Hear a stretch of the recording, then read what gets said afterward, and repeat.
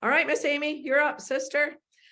So we hear this all the time. How do we get people on board? How do we get providers and physicians on board with this? And when you and I were talking, we talked about we ask so much of providers and physicians and employees. We can't hold anyone accountable till we train them. So how do you do it? Talk to me. Well, we begin training. You could argue that we may begin training even when we interview people to some extent, but we definitely begin at new hire orientation. In our organization, each team has a short presentation to the new employees, kind of delineating what each team's role is in the journey, and just kind of letting them know what to expect from our team and what the baseline of knowledge, so that they kind of get a taste for it right there at new hire orientation. Twice a year, we do what we call our voyage training events, which are not mandatory, but they're open to, of course, all employees, our clinical staff, providers. Each team has a booth, and we have staffed times and self-guided times, so that people can kind of, when they have a moment, when they have some time throughout their day, their leader can say, hey, have you been to the voyage, and support them in going down and doing that. And those are real successful. They're very creative. It gives everybody an outlet to really present and kind of show off what you're working on your team, and in a fun and creative way. So it's been really successful too. We do, use videos every now and then when we've had important presentation to get out there. That's been very successful too. I think, like Andrea said, you kind of have to use whatever modes and, whatever communication you have available, you're using to reach everyone, because like you said, clinical departments may not be on their email several times a day. So you want to use what works for you and for your different employees. The thing for us that I'm really proud of too with our training events, we continued all the way through the pandemic. We did not give up. Mm-hmm. There were times it was tough, but it has always been a priority for our CEO, for our board, that this is really, really important. And so I think that showed to employees too that this is very important to our organization, that we kept plugging through even through the pandemic.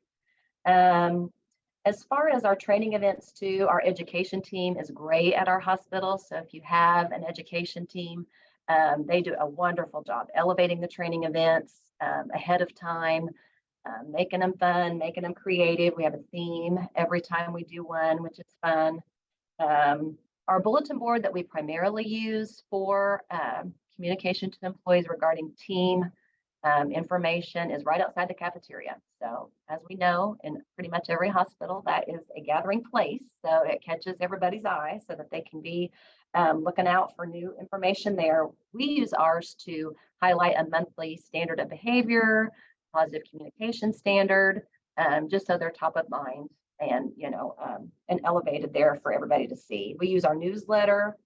Each team submits a statement or some information in the newsletter about what we're working on, just to keep that current and updated for employees.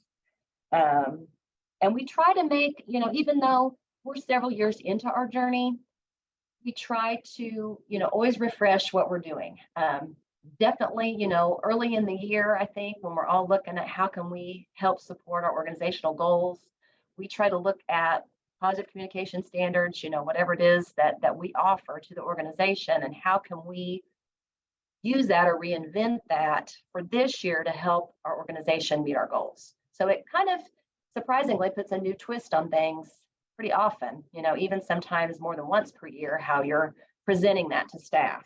And it kind of helps the light bulb come on, I think, sometimes too, for people, when they can really directly see how that can impact success of the organization. I think that's hugely important. So creating alignment with our goals, just like we do with our departmental goals, the teams being involved in that too, I think has been really important for us. Provider training is something that we're really focusing on this year. That can be tougher. I think, Jane and I talked a lot about this last week.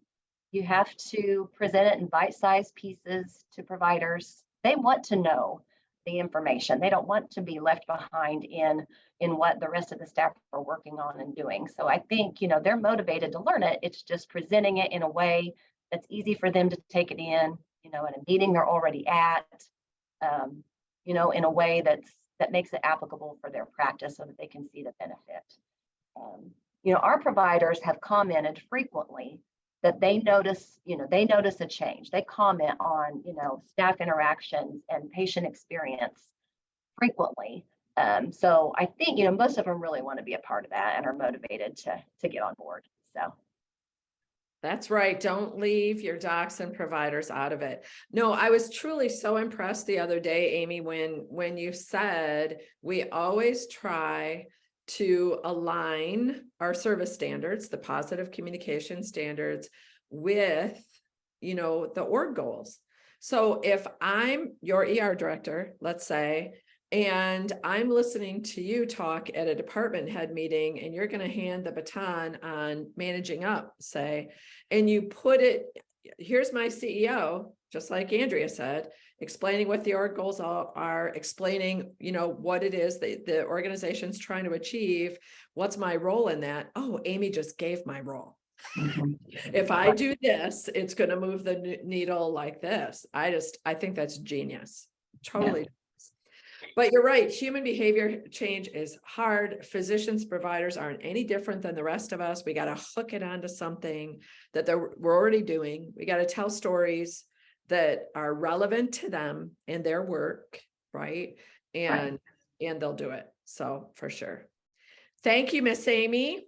As far as the patient experience goes, I want to say, and Sue and I have had this conversation a lot this week with others that we've been working with, that what we hear from patient experience leaders and from frontline leaders and executives trying to elevate their patient experience is there's so much data to sift through.